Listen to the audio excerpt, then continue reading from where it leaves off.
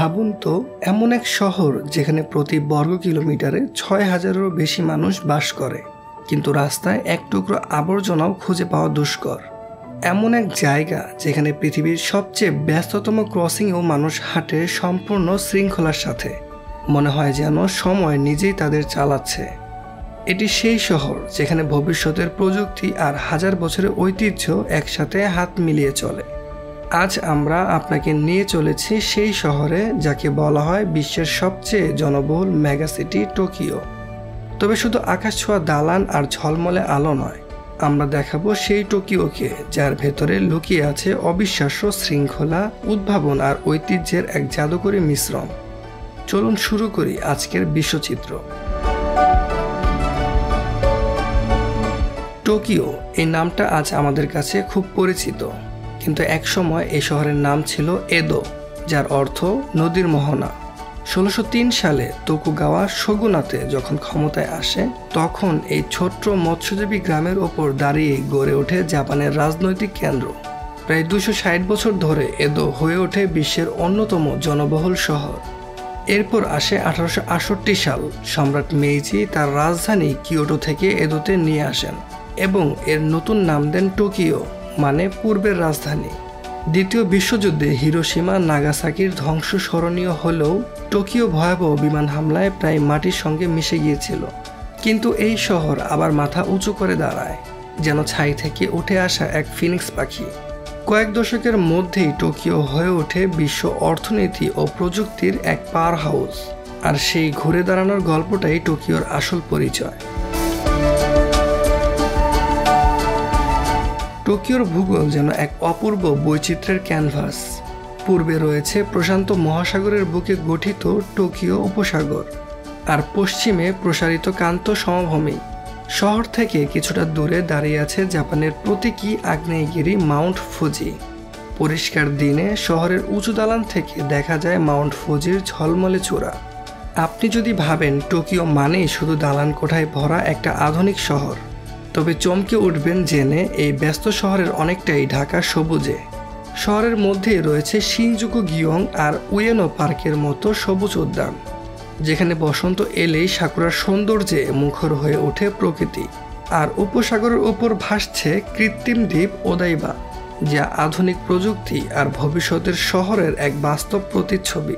প্রকৃতি আর প্রযুক্তি এমন সহাবস্থান পৃথিবীর আর কোথাও এত নিখুঁতভাবে মেলে না। টোকিও শহর ও আশেপাশের এলাকায় প্রায় ৪ কোটি মানুষের বাস, মানে শুধু এই একটি শহরের জনসংখ্যা পুরো কানাডার থেকেও বেশি। এত মানুষ এক শহরে থাকলেও আশ্চর্যের ব্যাপার হলো টোকিওর জনজীবন অবিশ্বাস্যভাবে সুশৃঙ্খল। শিবুয়া ক্রসিংয়ে ২৫০০ মানুষ একসাথে রাস্তা পার হয়, তবু কোথাও কোনো বিশৃঙ্খলা নেই। সবাই যেন নিজের ছন্দেই চলে। এর পেছনে আছে জাপানি সমাজের এক গুরুত্বপূর্ণ মূল্যবোধ, ওয়া, যার অর্থ সম্প্রতি, ঐক্য আর সামাজিক ভারসাম্য। জাপানিরা প্রায়শই নিজেদের ইচ্ছার চেয়েও সমাজের শান্তি ও শৃঙ্খলাকে অগ্রাধিকার দেয়। ভাষা হিসাবে এখানে জাপানি প্রধান, তবে পর্যটন ও ব্যবসায়িক প্রয়োজনে ইংরেজি ব্যবহারও বেড়েছে। ধর্মীয়ভাবে বেশিরভাগ মানুষ শিন্তো ও বৌদ্ধ ধর্মের অনুসারী, তবে তাদের ধর্মচর্চা গোপন ও ব্যক্তিগত। এটি আচার অনুষ্ঠান বা উৎসবের মাধ্যমে সাংস্কৃতিক ঐতিহ্যের অংশ হিসেবে প্রকাশ পায়। টোকিও শুধু জনসংখ্যা নয়, অর্থনীতির দিক থেকেও এটি একটি গ্লোবাল জায়ান্ট। শহরটির মোট জিডিপি প্রায় $2 ট্রিলিয়ন, যা কানাডা বা অস্ট্রেলিয়ার মতো গোটা দেশের চেয়েও বেশি। যদি টোকিও একটি আলাদা দেশ হতো, তাহলে এটি নিঃসন্দেহে বিশ্বের শীর্ষ 10 অর্থনীতির একটি হতো। সনি, হোন্ডা এর মতো অনেক বিশ্বখ্যাত কোম্পানির সদর দপ্তর এখানেই। যদিও টয়োটার মূল অফিস আইচি প্রিফেকচারে, তবে টোকিওতে এর বড় অফিস রয়েছে। টোকিও স্টক এক্সচেঞ্জ আজ বিশ্বের অন্যতম প্রধান আর্থিক কেন্দ্র। তবে টোকিওর আসল পরিচয় হলো উদ্ভাবনের নেতৃত্ব। বুলেট ট্রেন, রোবোটিক্স, কৃত্রিম বুদ্ধিমত্তা, সবখানে এই শহর এক ধাপ এগিয়ে। এখানকার শিক্ষা ব্যবস্থাও বিশ্বমানের। টোকিও ইউনিভার্সিটি এবং ওয়াসেদা ইউনিভার্সিটির মতো প্রতিষ্ঠান যুগ যুগ ধরে বিশ্বের শীর্ষ মেধাবীদের জন্ম দিয়ে আসছে। টোকিওর আসল সৌন্দর্য লুকিয়ে আছে তার বর্ণময় সংস্কৃতিতে। একদিকে আছে আসাকুসার সেনসোজি মন্দির, টোকিওর প্রাচীনতম বৌদ্ধ মন্দির, যেখানে গেলে মনে হবে আপনি যেন কয়েকশো বছর অতীতে ফিরে গেছেন। অন্যদিকে আছে হারাজুকুর রঙিন ব্যতিক্রমধর্মী ফ্যাশন আর আকিহাবারার অ্যানিমে মাঙ্গা জগৎ, যেটা আপনাকে নিয়ে যাবে যেন ভবিষ্যতের জাপানে। সুমো কুস্তি, কাবুকি থিয়েটার, চা পান অনুষ্ঠানের মতো ঐতিহ্যবাহী শিল্প এখানকার সংস্কৃতির প্রাণ। খাবারের দিক থেকেও টোকিও বিশ্বসেরা। উচ্চমানের রেস্তোরাঁর সংখ্যায় এটি সবার আগে। রাস্তাঘাটের খাবার হোক বা বিলাসবহুল রেস্তোরাঁ, সবখানেই মেলে শিল্প আর নিখুঁতের ছোঁয়া। আর যারা অ্যানিমেশন ভালোবাসেন তাদের জন্য স্টুডিও ঘিবলি মিউজিয়াম যেন এক রূপকথার জগৎ। শহরের প্রতিটি কোণায় মিলে যায় পুরাতন মন্দির, শান্ত বাগান আর আধুনিক স্থাপত্যের অদ্ভুত সুন্দর মেলবন্ধন, যেটা টোকিওকে পরিণত করেছে এক জীবন্ত জাদুঘরে। তবে টোকিওর গল্প শুধু উন্নতির নয়, চ্যালেঞ্জেরও। জাপানের জন্মহার কমে যাচ্ছে আর প্রবীণ সংখ্যা বেড়ে চলেছে, যার প্রভাব পড়ছে অর্থনীতি ও সমাজের প্রতিটি স্তরে। এই চ্যালেঞ্জ মোকাবেলায় শহরটি এখন প্রযুক্তি ও নীতি নির্ধারণের এক পরীক্ষাগার। টোকিও আরও একটি বড় চ্যালেঞ্জের মুখে, ভূমিকম্প। কিন্তু আশ্চর্য ব্যাপার হলো এই শহর এখন প্রাকৃতিক দুর্যোগ মোকাবেলায় গ্লোবাল রোল মডেল। আর আপনি যদি টোকিও ভ্রমণের কথা ভাবেন, তাহলে বসন্ত বা শরৎ হলো পারফেক্ট সময়। সাকুরা আর রঙিন পাতা আপনাকে মোহিত করবেই।